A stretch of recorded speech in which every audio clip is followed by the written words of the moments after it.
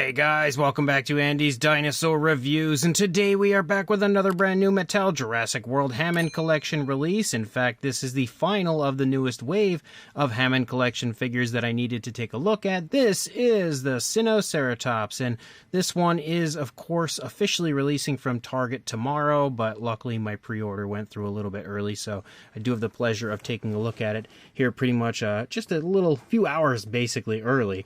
But you can see the packaging looks pretty nice. You've got the standard packaging with the window area and of course a pretty cool shot of the Sinoceratops over here on the side, Hammond Collection. On the other side you do have Hammond Collection as well as Jurassic World Fallen Kingdom, which is where you see this dinosaur. Nice little image of it right there as well as some information on it. And then on the back, basically your standard stuff, again, true FX, and of course some images of the figure, and then some more information over here. So let's pop this box open and check it out. So here is our Hammond Collection Sinoceratops, looking interesting, kind of good, but kind of questionable with that mouth area. We're going to readjust the camera because obviously it's up a bit too high.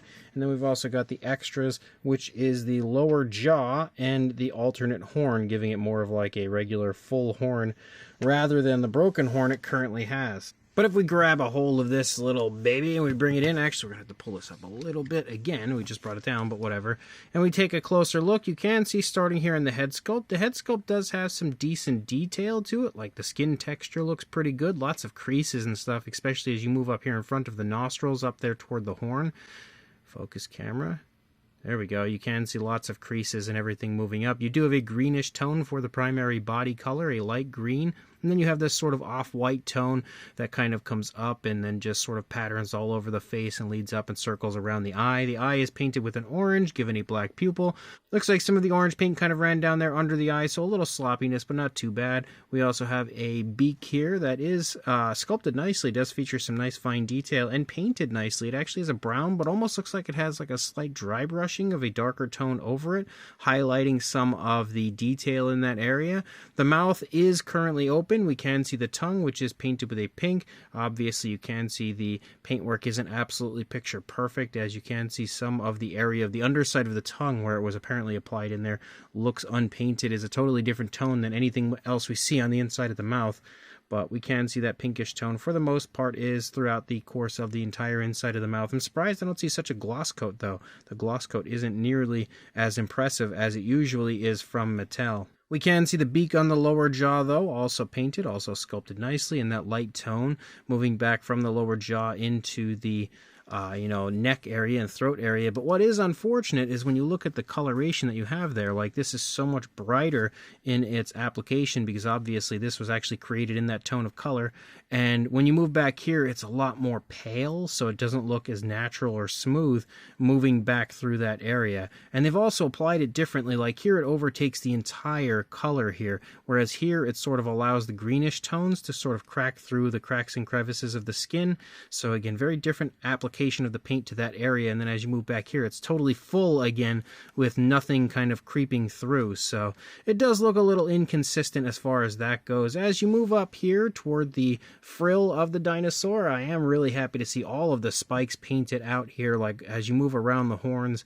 On the frill, again, everything looks really good when it comes to the paintwork, except for that one right there does have a little bit of misplaced paintwork, like it's not fully painted. But for the most part, it looks pretty nice. They are painted with a light brownish tone as you circle around the entire frill of the dinosaur. You also have, of course, the standard larger horn here, but the one currently on the dinosaur is the broken horn version. I like that it starts out with the same tone of brown that you see on all of the other horns, that nice light brown, but then transitions to a really dark tone as you lead out. And of course, the sculpt and detail of the horn is also really nicely done. We do up here in the frill have those holes that you see on the Jurassic World version. You can also see some of the patterns with the oranges and off-whites and stuff that move throughout the frill. That also looks pretty decent. Again, not absolutely phenomenal, but decent enough.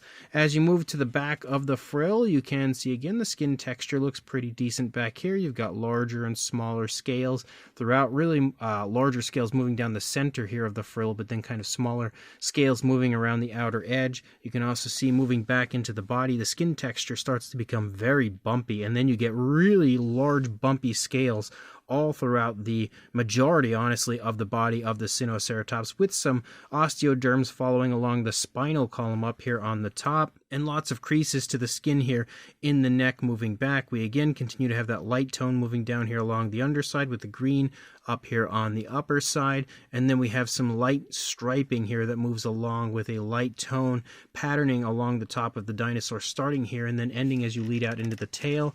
That is super stiff for some reason. It doesn't really move all that far out into the tail, but it does head out there a little ways, but that should be moving, and for some reason it is really not.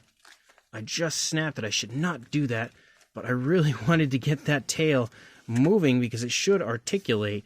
And, you know, that's pretty much a perfect example of what not to do with figures like this, and I should have known better because I could have very easily broken it, but, you know, just sometimes we don't make good decisions. Just, you know, you shouldn't do that. If that happens, it's probably best to kind of warm it up with a hairdryer or something. But as you move down along the side of the dinosaur, you can see some orange, kind of like darker oranges that sort of splatter here on the side of the stomach and also back here in the thigh.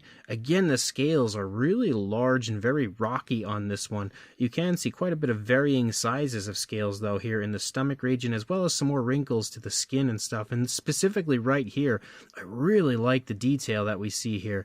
The actual skin texture and all of the wrinkles and everything looks very lifelike. I could definitely imagine this one being really fun to repaint.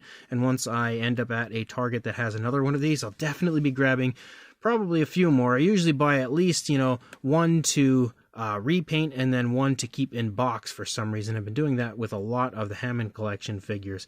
But as you move down here through the leg, the front leg, again, all sorts of really large bumpy scales and creases there in the back of the leg. And then moving down into the foot sculpt, you can see the toes look pretty nice. You've got the nails sculpted pretty decently, and again painted with that same tone of color we saw for the horns on the dinosaur. Here's one area of lazy paint, though. As we move to the underside, you can see the lighter tone disappearing midway through the stomach region, and then we don't have any alternate color here on the underside. And normally when it comes to the Hammond collection, they're not all that lazy when it comes to the paint apps, but obviously some very poor decisions were made when it comes to the paint apps of this one. There's also, you know, sometimes like dry brushing techniques and stuff used over the skin texture of some of the Hammond collection figures, and I don't really see that here on this either. But as you move back here into the thigh, again, you've got muscle definition shown off nicely, some more creases, especially as you lower down there toward the knee. You can see the kneecap itself right there, nicely sculpted on the front of the leg. Very large bumpy scales with smaller bumpy scales moving down, and you see the same thing moving down into the calf. And then we lead into the foot sculpt, and again, you've got some nicely sculpted toes with some small scales over them, and then, of course, the nails, which do feature kind of like some cracks and crevices. And you can see there is a toe that, unfortunately, was left out when it comes to paintwork, which is not at all surprising. So obviously there's at least two areas now of laziness when it comes to the paint apps of this one. But as you move back here into the tail, again, we still have that same style of skin texture on this one with the bumpy scales that obviously are decreasing in size as we lead out there through the course of the tail, and you lead out to the nice point in the tail. And obviously we have those stripes there kind of ending, moving along the back. I will say they look pretty decent when it comes to the way they're applied. Like, they look smooth and natural, but they don't perfectly line up. Like, as you move back here, you can see right here, these ones do not line up with what we see on the other side. So definitely some odd inconsistencies when it comes to the paintwork, unless they meant to do it that way, but that doesn't really make a whole lot of sense to me. But obviously when you see the other side, it's going to look pretty much the same over here. The eye paint looks a little bit better, I think, on this side compared to what we saw on the other side. Everything else, of course, is going to look pretty much the same. As far as the articulation goes of our Hammond collection Sinoceratops, you can move the head down and up. So you've got some decent posability there. That's really nice. Can we go left? Oh, yeah, we can. So we can go left and right with the head, which is really nice. Go up on a tilt a little bit, yeah. So that's definitely pretty smooth, and of course you can swivel the neck if you would like, so definitely some really nice posability in the head and neck area of the dinosaur. Obviously, when I first had, taken a look at it, I thought we had an articulated jaw, but obviously we don't, which is one of the downsides to the Hammond collection ceratopsians. Like, the Triceratops didn't have the articulated jaw, but at least they made an attempt to give you, different versions here with this one, with the jaw that you can replace in there. But honestly, I think I would have preferred just them attempt an articulated jaw. I think they could figure out how to do it in a way where it looks natural and smooth. Moving back into the legs, obviously forward and back, and also out away from the body, so you've got like that wiggle room that you usually have. The elbow is super stiff and not moving at all. So there we go, we can get it moving on this side. Forward and back, and can swivel. So pretty decent there. And then wrist articulation. Now this side's going to be stiff. Oh, yeah, definitely really stiff. Okay, let's go back to this side. So the wrist works nicely over here. As we move through the legs, we just have to keep flip-flopping back from side to side. So obviously, again, forward and back, and that area can swivel and also kind of tilt a little bit. So definitely some pretty decent articulation in the front leg all the way down, but obviously some areas are a little bit stiffer than they should be, so it's going to, again, take like a hairdryer or something to warm those up and get them moving. Leg articulation here in the back, forward and back really nicely, out away from the body really nicely. The knee is also moving pretty good. Again, forward and back, which you can see there. Swivel as well. And then, will the ankle work? Yes, it will. So this leg's actually really nice. So you can get it pretty far forward and also get it pretty far back, giving you some nice running poses for the Sinoceratops. And of course, you can swivel it as well. And then you've got one final area, which is the tail, which can go left and right. It actually just popped right off for some reason. So immediately, the tail is a little bit of a problem for this one. So left and right, and up and down. But the tail keeps popping off. Yep, there it goes. It's off again. I don't know what's going on with this one, but the tail is not, like when it goes in there. Oh, so I could pull it right back out. When it goes in, listen. You normally hear that pop when the tail's in. I don't hear it on this one, so that's a bit of a problem for it. But you do have the rubber wire tail, so you can pose it in different directions, which is at least nice for this one. And obviously the tail is in general like that rubber reel feel, so that's at least nice for it. But the tail continuously popping out is not a good sign when it comes to the overall quality of this one.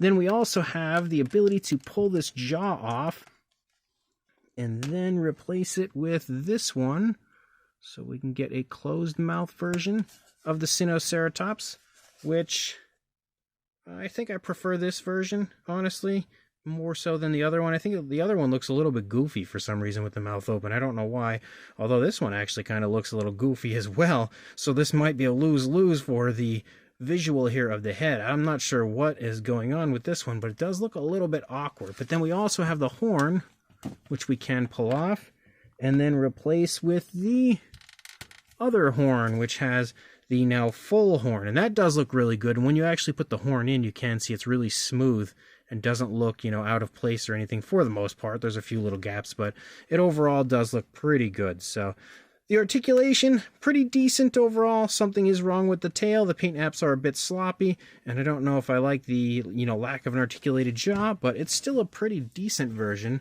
of a Sinoceratops. As far as a size goes, for a length from the beak to the tail, as I knock some stuff over, we are looking at about 10 3/4 inches, or a little over 27 centimeters. And then for a height, about 5 1/4 inches, or around 13.5 centimeters. For a size comparison, there is Mr. Papo T-Rex, the Attack Pack Colovosaurus, Robert Muldoon, and the Collect Day Human Being, next to our Sinoceratops from the Hammond collection. And you can see, again, it's got a pretty decent size to it. Doesn't seem like it's all that far off from your standard Mattel Ceratopsian.